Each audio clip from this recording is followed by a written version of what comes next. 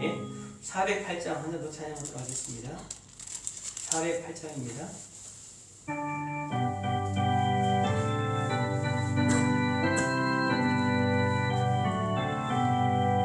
나 어느 곳에 있든지 늘 마음이 편하다. 주 예수 주시 평안함 늘 충만하도다. 나의 마음속이 늘 평안해. 나의 마음속이 늘 평안해. 악한 죄 파도가 많으나 마음이 늘 평안해. 내 마음에 솟는 영생수 한없이 흐르니 목마름 다시 없으며 늘 평안하도다. 나의 마음속이 늘 평안해. 나의 마음속이 늘 평안해. 악한 죄 파도가 많으나 마음이 늘 평안해. 참되신 주의 사랑을 영원치 못하네. 그 사랑 내만 여시고 소망을 주셨네. 나의 마음속이 늘 평안해. 나의 마음속이 늘 평안해.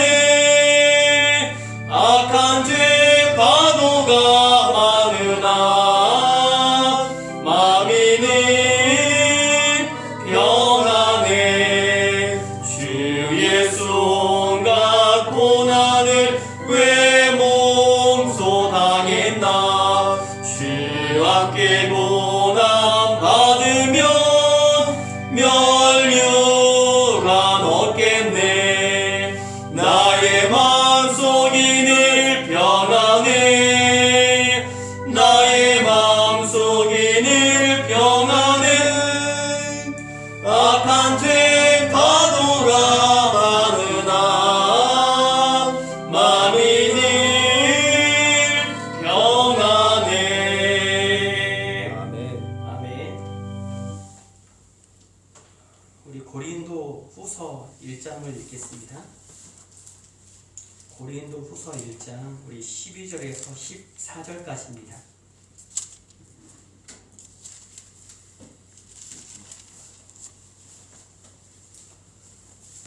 고린도 후서 1장 12절에서 14절 함께 합독하겠습니다. 자, 시작. 우리가 세상에서 특별히 너희에 대하여 하나님의 거룩함과 진실함으로 행하되 육체의 지혜로 하지 아니하고 하나님의 은혜로 행함은 우리 양심이 증언하는 바니 이것이 우리의 자랑이라. 오직 너희가 읽고 아는 것 외에 우리가 다른 것을 쓰지 아니하노니 너희가 완전히 알기를 내가 바라는 것은 너희가 우리를 부분적으로 알았으나 우리 주 예수의 날에는 너희가 우리의 자랑이 되고 우리가 너희의 자랑이 되는 그것이라. 아멘. 우리 이 시간 합심해서 기도하도록 하겠습니다. 먼저 기도하기는 오늘 이 예배가 하나님께서 받으시기 합당한 예배가 될 수 있도록 위해서 기도하시고, 또 이 시간 예배를 통해서 하나님 우리에게 나에게 은혜를 부어달라고 하나님을 더욱 잘 알게 하시고 그 말씀을 깨달아 순종의 삶으로 열매 맺게 해달라고 여러분들 위해서 기도하시고, 지금 여러분들 참 한국교회가 큰 위기에 처했습니다. 특별히 이 코로나 바이러스 때문에 특별히 교회에서 많이 확진자가 나오고 뭐 인터코비다, 또 요즘 뭐 선교 뭐죠 국제학교다.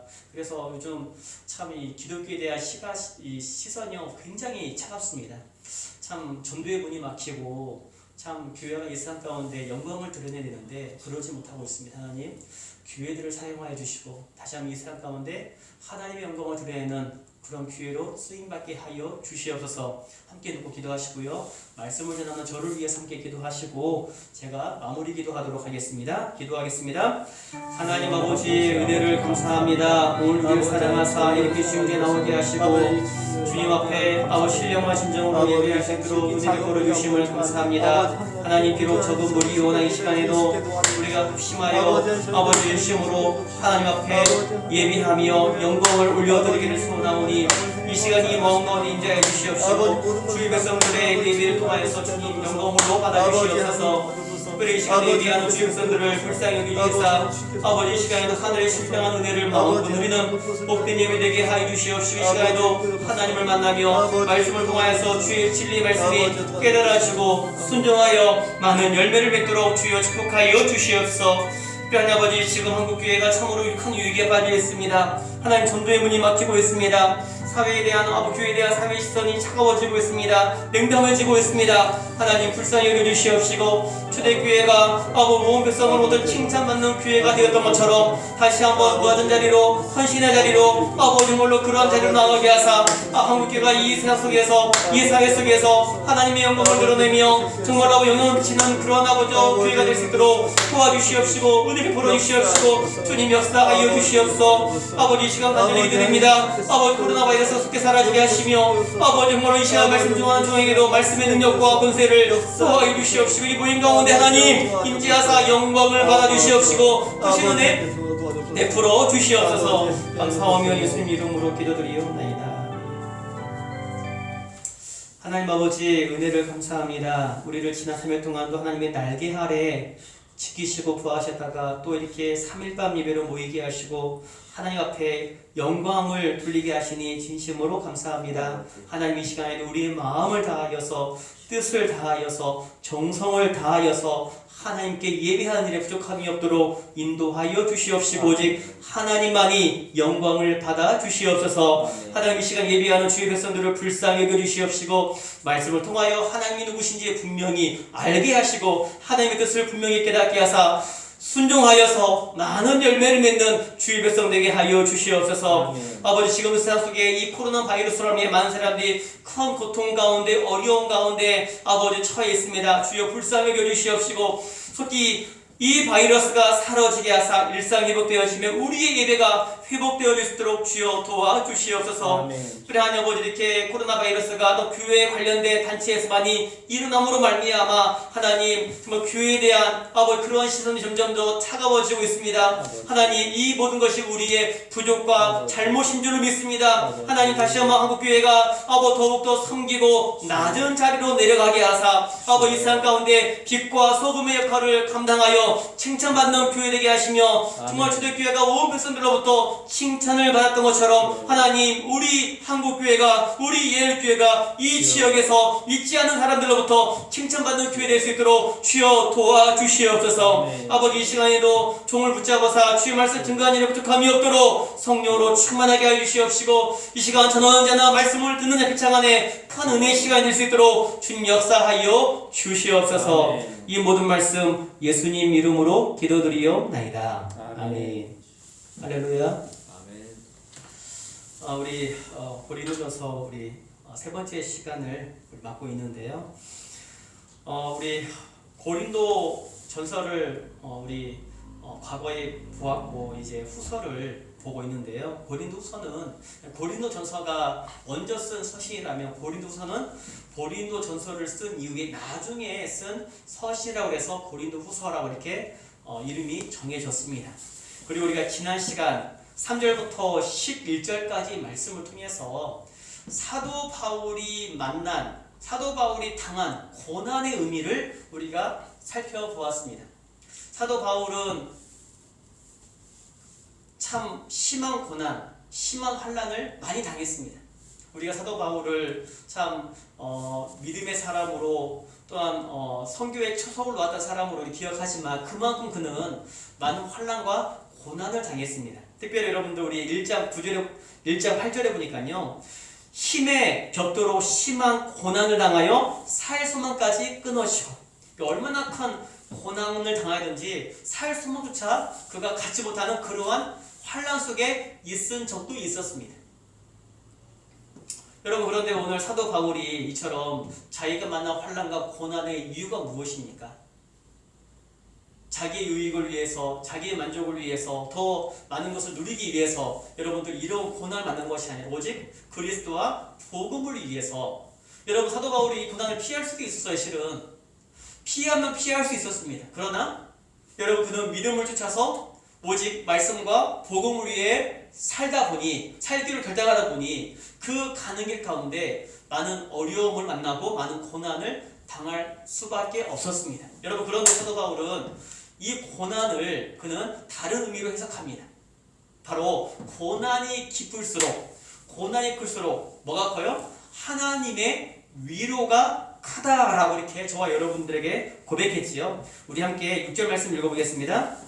죄송합니다. 5절 말씀 읽어보겠습니다. 자, 시작. 그리스도의 고난이 우리에게 넘친 것 같이 우리가 바로 믿어도 그리스도로 말미암아 넘치는도다. 여러분들 참 우리가 그리스도로 말미암아 당하는 고난은요 참 신기합니다. 왜냐하면 그 고난으로 말미암아 절망하고 낙담하고 쓰러져야 되는데 오히려 어때요? 그 고난으로 말미암아 더욱 오뚜기처럼 믿음이 아름답게 세워집니다. 그 이유가 무엇입니까? 바로 하나님의 위로가 있다라고 말합니다. 여러분들 고난이 깊을수록 하나님의 위로가 더욱 크다는 사실을 우리에게 알려주고 있습니다. 여러분들 우리가 이 믿음의 길을 가다가 만나는 고난들이 있습니다. 여러분 그러나 그 고난을 넉넉히 이기는 이유는 그 고난을 이기고 남을 하나님의 은혜가 넉넉히 우리에게 주어지기 때문인 줄로 믿으시기를 바랍니다. 더 나아가서 여러분들 이 고난으로 말미암아 하나님을 더욱 의지하게 되었다라고 말합니다. 우리 함께 8절 말씀, 죄송합니다. 우리 9절 말씀 읽어볼까요? 자, 시작. 우리는 우리 자신이 사형 선고를 받은 줄 알았으니 이는 우리로 자기를 의지하지 말고 오직 죽은 자들 가운데 다시 살리시는 하나님만 의지하게 하십니다.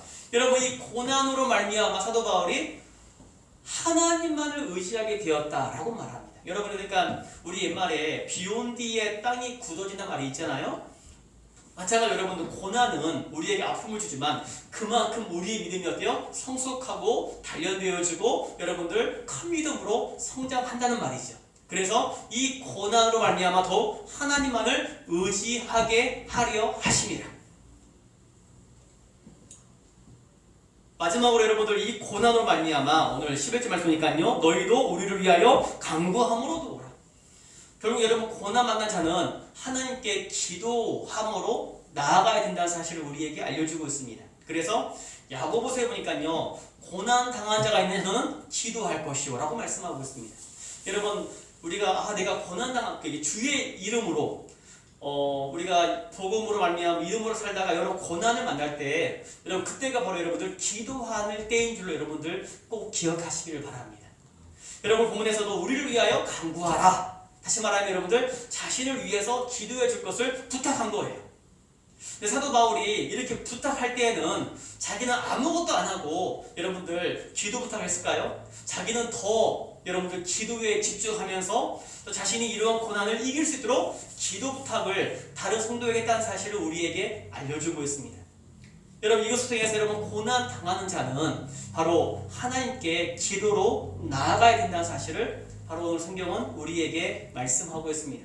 여러분 우리가 주님을 믿고 따르는 그 길이 때로는 여러분들 좁은 길이요, 때로는 그 길이 협착한 길이요, 때로는 그 길이 여러분들 좁은 음침한 골짜기를 다닐 때도 있지만 여러분 그 고난으로 말미암아 하나님 은혜가 더욱 크고 하나님을 더욱 의지하게 되며 기도로 하나님 앞에 나아갈 때 하나님께서 반드시 구원의 역사를 베풀어 주시는 줄로 믿으시기를 바랍니다.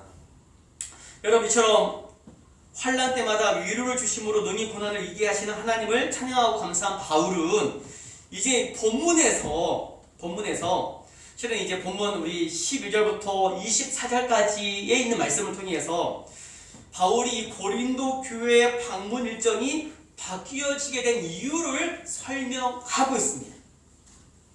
여러분 원래 고린도 전서에서요 내가 언제 이렇게 다시 너희를 방문하겠다라고 이렇게 약속을 합니다.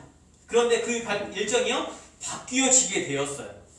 여러분 그런데요, 이런 바울의 일정이 바뀌어진 것에 대해서 여러분 고린도 교회 안에 거짓 성도들 또는 바울에 대해서 적대적인 생각을 가졌던 사람들이요, 이 바울이 언행 일치가 말과 행동이 다르다, 겉과 속이 다르다, 약속을 지키지 않는 불성실한 사람이다 라고 이렇게 여러분들 비난하게 되었고, 그 결과로 말미암아 바울이 전한 이 복음의 진실성마저 부정하게 이르렀습니다. 이에 바울은 단호하게 자신의 복음 사역이 진실되다는 사실을 변호할 수밖에 없었고, 만약 그들의 비난과 의심을 그대로 묵과한다면 바울 자신의 사도적 권위가 손상되는 것은 물론이요, 지금까지 복음 전파에 힘을 썼던 그러한 이 일에 지장이 크게 될 것이 틀림없었기 때문에 바울은 이 12절부터 24절까지 말씀을 통해서 자신이 왜 부득불 이 고린도 교회의 방문 일정이 바뀌어지게 된 것인지를 설명하고 있습니다. 여러분 그 가운데 우리가 읽은 12절부터 14절까지는 바울이 그 일정이 바뀌어지게 된 구체적인 이유를 설명하기 전에 내가 너희를 향해서 대하는 태도, 자세가 결코 이중적이거나 믿지 못할 불순종한 사람이 아니라 난 너희를 늘 진실함과 거룩함과 하나님의 은혜로 늘 대하였다라는 자신의 어떠한 그러한 마음의 태도, 자세를 먼저 설명하고 있습니다. 그런 이후에 여러분이 15절 이하로 보면은요, 이제 이 고린도 교회 일정이 바뀌게 된 그 이유에 대해서 몇 가지 설명하고 있습니다. 그것을 설명하기 이전에 나는 너희들에 대해서 거짓 없이 사심 없이 정말로 하나님 주시는 그 은혜를 따라서 진실되고 거룩하게 너희를 대하고 너희에게 하나님의 말씀을 전하였다라는 바울의 진실성을 바로 먼저 알려주고 있습니다. 저는 이 12절부터 14절까지 말씀을 통해서 바울이 어떻게 성도들을 대하였는가, 이 자세를 통하여서 저와 여러분들이 하나님을 어떻게 우리가 섬겨야 되고, 또 우리가 일반 성도들과 또한 세상을 어떠한 자세를 가지고 우리가 살아가야 되는지를 우리가 한번 살펴보는 시간이 되었으면 좋겠습니다. 먼저 오늘 본문 12절에 보니까요, 바울은 바로 이 고린도 교회 성도들을 대할 때 진실함과 거룩함으로 그들을 섬기고 대하였다라고 우리에게 알려주고 있습니다. 우리 함께 12절 말씀 읽어보겠습니다. 자, 시작. 우리가 세상에서 특별히 너희에 대하여 하나님의 거룩함과 진실함으로 행하되 라고 말씀하고 있습니다. 우리가 특별히 너희에 대하여, 다시 한번 고린도 교회 성도들에 대하여 하나님의 거룩함과 진실함으로 우리가 행하였다, 내가 행하였다라고 말합니다.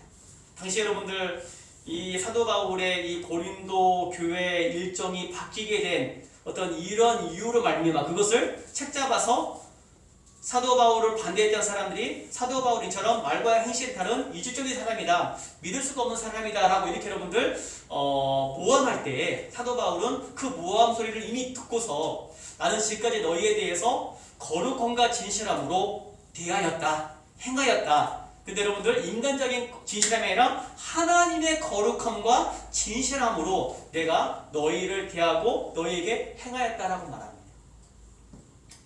여러분 여기서 이 거룩함이 무엇을 의미하는가?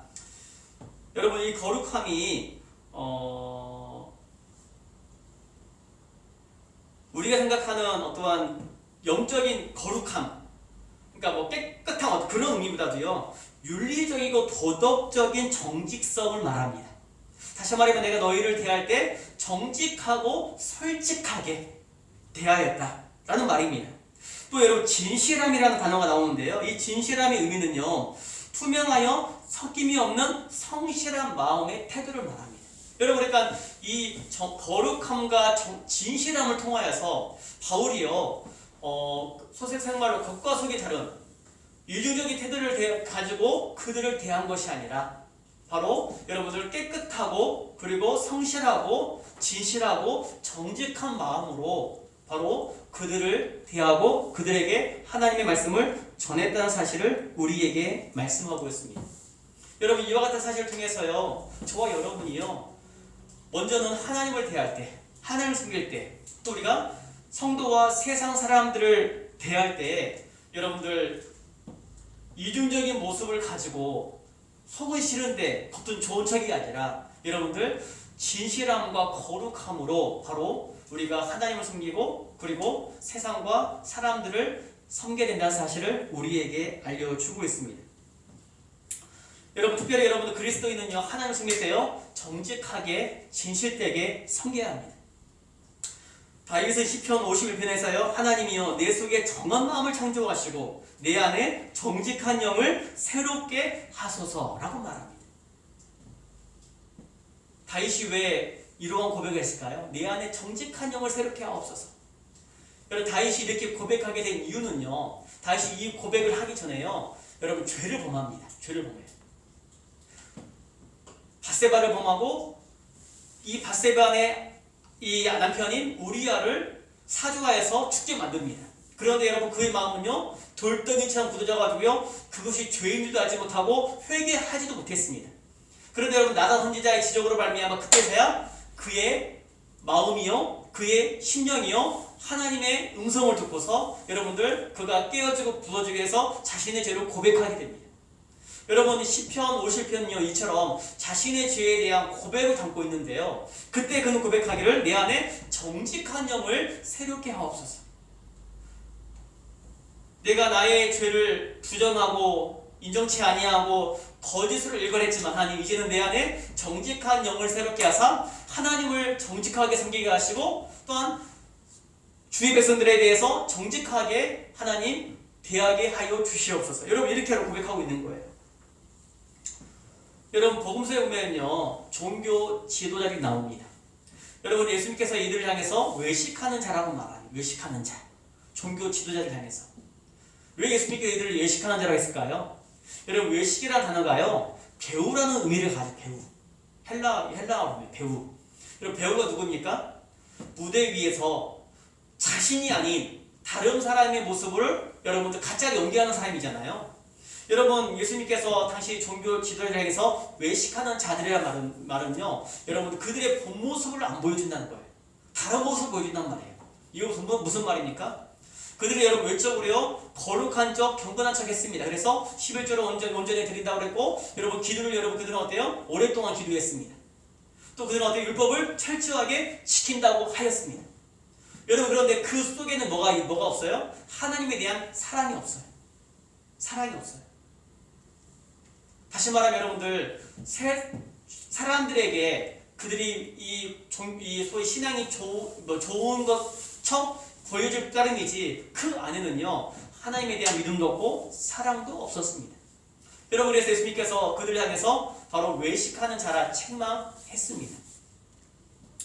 바로 여러분들, 오늘 저와 여러분들이 하나님을 섬길 때 이런 외식하는 모습이 없어야 돼요. 다시 말하면 하나님을 진실함과 정직함으로 섬겨야 된다는 사실을 우리에게 말씀하고 있습니다. 그 이유가 무엇입니까? 하나님은요, 우리의 마음을 아셔요. 우리의 마음.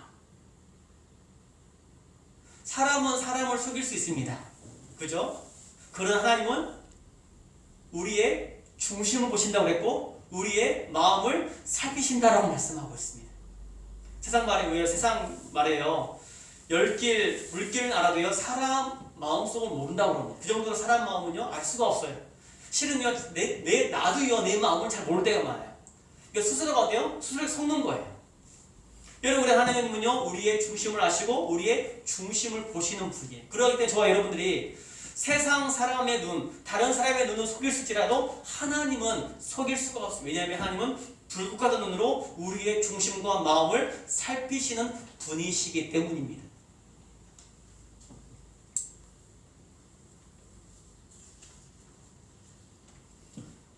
성경에 보면요, 사도행전 5장에 아나니아와 삽비라가 나옵니다. 근데 여러분, 이 아나니아 삽비라가요, 자신의 이 재산을 전부 팔아가지고요, 사도들 앞에 내어놓습니다. 내 재산 전부 팔아가지고 교회를 위해서 쓰십시오. 그때에서 여러분들 베드로가 하는 말이요. 아나니아 삽비라 베드로가 하는 말이요. 이들에게 땅 판값이 이것뿐이냐라고 물습니다. 야, 너희들이 판값이 이것밖에 없어? 이 베드로는 성경을 통하여 그들이 땅을 판 값의 얼마를 감추어 둔 것을 알고 있었던 거죠. 그러나 아나니아 삽비라는요, 아무도 모를까 생각하고 이것밖에 없다고 거짓말을 합니다. 결국 여러분들 베드로는요, 아나니아야 어찌하여 사단이 내 마음속에 가득하여 내가 성령을 속이고 땅값 얼마를 감추었느냐. 사람에게 거짓말한 것이 아니요 하나님께로다 라고 이렇게 책망하였습니다. 아나니아 삽비라는요, 아무도 모를까라고 둘밖에 모른다. 그 숨기자 아깝다. 그러면서 전체 자기의 재산을 드린 것처럼 이렇게 포장을 했습니다. 그러나 여러분들 성령께서는 바로 사도 베드로를 통하여서 그것을 알게 하시고 바로 그들의 거짓을 들추어 냈다는 사실을 바로 성경은 저와 여러분들에게 알려주고 있습니다. 여러분 이처럼 성도는요, 하나님을 섬길 때 당시 유대 종교 지도자들이 외식하는 것처럼 겉과 속이 가린 것처럼 겉은 여러분들 뭔가 거룩함과 같은데 그 안에는 갖은 탐욕과 여러분들 부패와 거짓말이 있음으로 말미암아 여러분 하나님 앞에 책망받은 자처럼 그렇게 우리가 하나님 섬기는 것이 아니라 여러분들 오늘 사도 바울은 진실함과 거룩함으로 하나님을 섬겨야 된다는 사실을 우리에게 알려주고 있습니다. 더 나아가서 여러분 성도는요, 성도들과 그 세상을 대할 때도요, 여러분 이런 진실함과 거룩함으로 살아가야 합니다. 여러분 실은 우리가 진실되고 거룩하게, 진실되고 정직하게 살다 보면요, 손해가 나요, 안 나요? 손해가 실은 나요. 이 사람은요, 정직하지 않아요. 정직하지 않게 살아가는 게 또 지혜롭게 살아가는 것으로 또 이렇게 여겨집니다.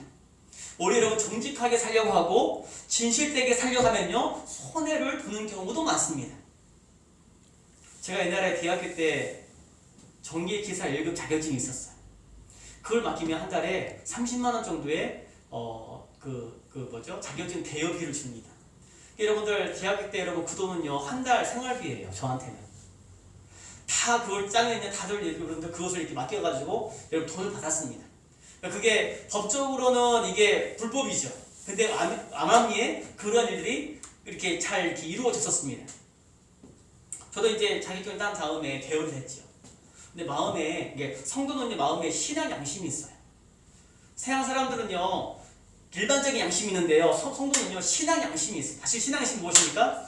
성령께서 우리 안에 내주하시고 우리가 잘못된 것을 행하거나 말하거나 살아가면 우리 안에 근심을 주십니다. 이게 신앙 양심이에요.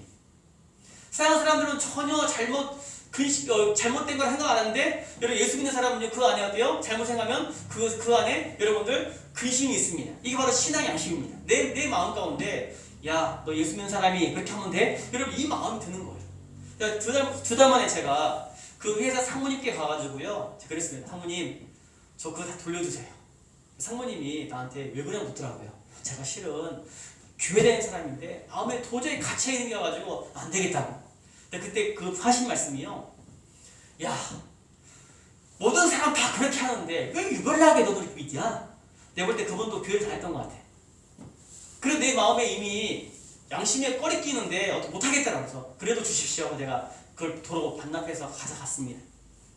여러분 이처럼 우리가 이 세상 속에서 그리스도인으로 정직하고 그리고 진실되게 살아가다 보면 때로는 바보 취급을 받고 때로는 손해 볼 수도 있습니다. 그러나 오늘 사도 바울은요, 바로 저와 여러분이 하나님을 향해서 진실함과 거룩함으로 하나님 섬길 뿐만 아니라 우리가 성도의 관계 간에 또한 세상 사람의 관계 간에 이러한 정직과 진실함을 가지고 섬겨야 된다는 사실을 우리에게 말씀하고 있습니다.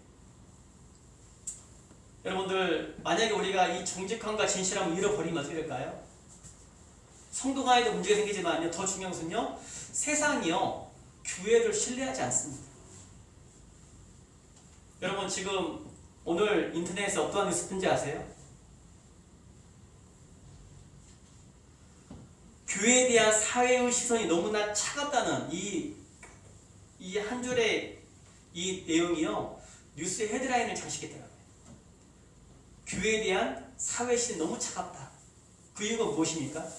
어찌 보면 교회가 솔선수범해야 되고 모범이 돼야 되는데 이번에 여러분들 이 코로나 바이러스로 말미암아 8월 달에 우리 사랑제일교회를 필두로 해서 여러분들 저번 12월 달에는 인터고 그리고 여러분들 지금 현재 국제학교 2군데 또 여러분들 자주 여러분들 교회에 대해서 확진자가 나왔잖아요. 물론 여러분 안 나올 수는 없죠. 사람이 모이니까. 그럴 때에서 더욱 어떻게 보면 방역을 철저해야 되는데 지금 이렇게 여러분들 확진자가 다수가 나온 교회나 단체나 학교 보면요 방역 수칙을 안 시켰어요. 설마 우리가 걸리게 해서 하고 나서요? 때로는 마스크도 안 끼고 때로는 식사를 같이 하기도 하고 여러분들 서로 여러분들 밀폐동관에서 수많은 사람들이 모여가지고 여러분 이렇게 했습니다. 물론 우리가 신앙 양심상은 우리가 하나님과의 우리의 관계에서 그게 꺼리낄 수는 없죠. 근데 우리가 또 우리끼리만 살아가는 거 아니잖아요. 우리는 또 함께 더불어 살아가기 때문에 우리는 세상 또한 우리가 생각을 해야 됩니다. 여러분 이렇게 우리가 진실함과 거룩함으로 우리가 살아가지 못하니까 물론 모든 교회가 그런 거 아닙니다. 일부 잘못된 단체나 교회나 개인의 일탈로 말미암아 마치 교회 전체가 그러느냐 여러분들이 이렇게 싸잡아서 비난을 당하고 하나님의 영광이 결국은 땅에 떨어지는 그러한 결과를 현재 우리가 맞이하게 되었습니다. 분명히 성경은 저와 여러분들의 세상의 빛과 소금의 사명을 감당하라고 했습니다. 여러분 그러기 위해서 우리가 어때요? 진실함과 거룩함으로 우리가 또한 하나님 섬기는 것처럼 우리가 세상 또한 섬겨야 됩니다. 그러지 아니하고 손해보려 하지 아니하고 자기의 이익과 만족을 추구하려고 하다 보니까 결국은 세상으로부터 비난의 대상이 되고 있습니다. 지금 여러분 얼마나 이 전도의 문이 막힐지 몰라요. 또 얼마나 하나님의 영광이 가리워지는지 모릅니다. 바로 오늘 성경은 저와 여러분들에게 우리가 하나님을 섬길 때 또 우리가 세상을 대할 때 우리가 진실함과 거룩함과 정직함으로 우리가 이렇게 다가가고 섬기고 또한 권면해야 된다는 사실을 저와 여러분들에게 말씀하고 있습니다. 여기 있는 저와 여러분들이 우리가 누가 어느 단체가 잘못해서 또 누가 잘못해서 손가락하기 전에 내가 먼저 우리가 변화되고 바뀌어져서 정말 그리스도의 마음을 가지고 우리가 진실함으로 그리고 거룩함으로 하나님을 섬기고 뿐만 아니라 그러한 마음을 가지고 우리가 세상을 섬기는 저와 여러분 되시기를 주님의 이름으로 축복합니다. 여러분 두 번째로 오늘 사도 바울은요 육체의 지혜가 아니라 내가 은혜로 행하였다라고 말합니다. 우리 11절 하반절 보니까요 육체의 지혜로 하지 아니하고 하나님의 은혜로 행함은 우리 양심이 증언하는 바니 이것이 우리의 자랑이라. 근데 내가 이 고린도 교회 성도들을 대할 때 또 그들에게 하나님의 말씀을 전할 때 육체의 지혜로 하지 아니하고 육체의 지혜는 또 뭘 말할까요? 육체의 지혜 세상의 지혜를 말합니다. 사람의 지혜를 말합니다. 여러분 사람의 지혜, 세상의 지혜는 하나님의 지혜와는 반대죠. 그래서 여러분들 로마서에 보니까요 하나님의 지혜는 또 하나님을 알 수 없다고 말합니다. 여러분들 세상의 지혜 여러분 교회는요 세상의 지혜가 통하는 것이 아니에요. 물론 교회가 상식을 부정한다 그런 뜻이 아닙니다. 하나님의 세상의 지혜가 통하기 전에 먼저 하나님의 지혜 하나님의 은혜가 통하는 것이 다스린 것이 바로 교회 공동체입니다. 사도 바울이 여러분들 육체의 지혜로라는 말은 결국은 내가 세상적인 방법이나 내가 배워서 얻은 지식을 가지고 내가 너희들에게 나아가서 가르치고 권면한 것이 아니다. 그럼 무엇을 가지고 그들을 상대했는가? 바로 하나님의 은혜라고 말합니다. 여러분 이어서 이 은혜는요 카리스인데요 하나님께서 거저 주시는 선물을 말합니다. 다시 말해 하나님께서 거저 주시는 사랑을 말합니다. 다시 말해 하나님께서 너희들을 사랑하사 나를 택하여 하나님의 비밀을 전하도록 내게 은혜를 베풀어 주셨다라는 말입니다. 다시 말해 여기서 하나님의 은혜란 하나님의 지혜요 하나님께 주시는 능력과 힘을 말합니다. 다시 말하면 내가 사람의 생각을 가지고 사람의 지혜를 가지고 나의 어떤 유익과 만족을 위해서 너희들을 대한 것이 아니라 하나님께서 너희들을 사랑하사 나에게 하나님의 지혜를 알게 하시고 하나님의 능력을 주셔서 내가 너희로 나아가서 이렇게 너희에게 말씀을 전하고 하나님의 말씀을 거면하고 가르쳤다라는 말입니다. 여러분, 이와 같은 사실을 통해서 저와 여러분들이요 성도를 대할 때는 어떠한 자세가 필요한가? 바로 하나님의 은혜를 가지고 은혜를 통하여서 우리가 성도를 섬기고 사랑하고 대해야 된다는 사실을 우리에게 말씀하고 있습니다. 여러분들, 여기서 하나님의 은혜란 뭘 의미합니까? 하나님의 주시는 힘으로, 지혜로 하나님의 주시는 뜻을 가지고 우리가 성도를 사랑하고 섬겨야 된다는 사실을 우리에게 알려주고 있습니다. 여러분, 우리가 육체의 지혜로 사람을 대하면 결코 우리는 우리의 유익을 위해서, 만족을 위해서 우리는 소위 여러분들 계산적으로 사람을 접근할 수밖에 없습니다. 그런 하나님은요 늘 영혼을 상대하기를 원하시고 그 영혼을 힘써 섬기시기를 원하십니다. 그러기 위해서 우리에게 은혜를 주시고 우리에게 능력 또한 주신다는 사실을 저와 여러분이 기억하시기를 바랍니다. 여러분, 그러기 위해서 우리가 늘 어때요? 하나님의 말씀을 가까이 하고 그 말씀을 의지해 우리가 늘 생각해야 해요. 이것을 계시 의존 사세계라고 합니다. 내 생각대로가 아니라 바로 하나님 말씀에 의지하여 우리가 어때요? 생각하고 말하는 거예요. 여러분들, 나아만 장군이 나병이 들었습니다. 근데 여러분들, 한 종이 우리 주인이 내가 사는 이스라엘의 한 선지자에 가면은 나을 수 있어. 이 말 한마디에 드는 거예요. 그래서 여러분들 왕에게 허락을 받고 여러분들 군사를 이끌고요, 하인들 이끌고요, 각종 여러분들 군무부를 이끌고요, 여러분 그 종이 말한 선지자에게 나아갑니다. 선지자의 집에 가서 여러분들 내가 왔다, 아람왕 군대장관이 왔다 라고 여러분 말하니까 여러분 엘리사가 어떻게 말하? 엘리야 어떻게 말합니까? 엘리사 어떻게 말하죠? 당신 지금 요당에 가서 몸을 7번 씻으라 라고 말합니다. 이때 여러분들 이 나아만 장군이요 버럭 화를 내면서 아니 내 생각에는 자기가 나한테 와가지고 내 상처 위에 손을 얹고 기도해야지 나보고 저 더러운 물에 들어가서 7번 씻으라고 당치도 않은 소리 하면서 그래요? 다시 돌아가려고 합니다. 바로 내 생각에는. 그때 여러분 하인이요 주인이시여 이거보다 더 어려운 일도 하라고 했으면 했을 텐데 아니 저 가까운 강물에 7번 몸을 씻으라니까 한번 해보십시오. 해봅시다. 이렇게 권면을 한 거예요. 그때서야 자기의 생각을 내려놓고 하나님의 말씀에 순종했을 때 결국 그의 나병이 낫게 되었다는 사실을 바로 성경은 우리에게 말씀하고 있습니다. 여러분처럼 내 생각은요 사람의 지혜는 하나님의 말씀에 순종할 수가 없습니다. 반면에 여러분들 오늘 하나님의 은혜는 바로 우리가 하나님의 말씀에 순종하게 하고 더 나아가서 여러분들 이 힘과 지혜를 가지고 바로 우리가 성도를 섬겨야 된다는 사실을 그러기 위해서는 우리가 어때요? 늘 하나님의 말씀에 의지하여 우리가 생각하고 말해야 된다는 사실을 오늘 성경은 저와 여러분들에게 말씀하고 있습니다. 늘 우리는 내 생각을 앞세우기 전에 늘 하나님의 말씀을 앞세움으로 말미암아 우리가 내 생각대로가 아니라 하나님 말씀대로 우리가 성도로 섬기는 저와 여러분 되시기를 주님의 이름으로 축복합니다.